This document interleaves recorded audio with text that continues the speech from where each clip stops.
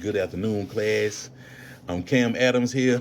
Today I'll be discussing media bias by comparing the two articles covering the same political event from June of 2025, the Los Angeles immigration protests and President Trump's decisions to deploy the National Guard and Marines. The two articles I selected were from Reuters, published on June 9, 2025, and ABC News, published on June 11, 2025. Both articles report on the same event, but they present them slightly in different ways. So before comparing the articles, it's important to understand what media bias is. And according to all sides, media bias refers to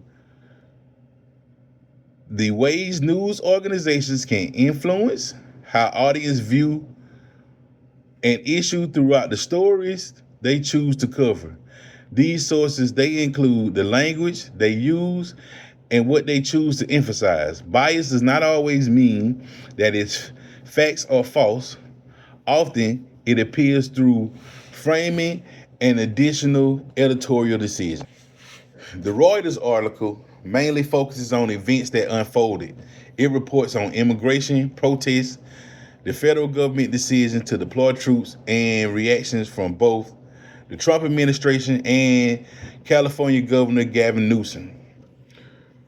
Reuters presented statements from multiple sides and followed straightforward timelines of events in reporting primary focus and provide factual updates with limited interpretation.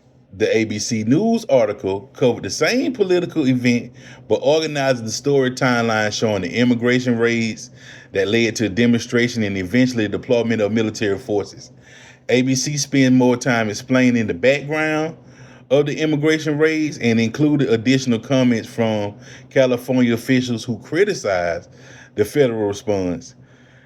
This provides readers with more contents about the political conflicts around the protests.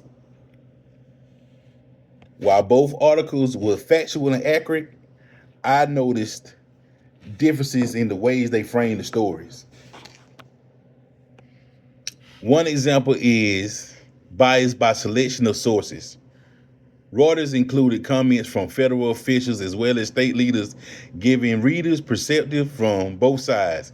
ABC News also included federal officials, but it replaced greater emphasis on statements from California leaders who opposed the deployment.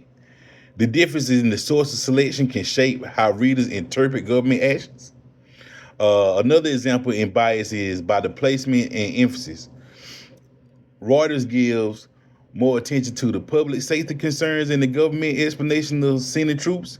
ABC News placed greater emphasis on the immigration raids that sparked the protests and political disagreements surrounding federal response. Even though both sides discuss the same facts, the different emphasis can leave readers with different impressions. I also looked at the public opinion about the media. According to Gallup, Americans' trust in the mass media has declined over the years, and only about one third of Americans say they have a great deal or a fair amount of confidence that the media reports the news fully, accurately, and fairly. Research from Pew Research Center also shows that many Americans have believed opinions has influenced news coverage. In conclusion, this project showed me that uh, media bias often subtle rather than obvious.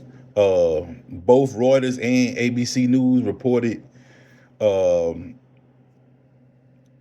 this same event accurately, but the emphasis and the different details, uh, although it was all important and informed citizens, uh, it make you want to evaluate information critically before forming opinions. And this assignment also reinforced we discussed in class about influences and public opinion.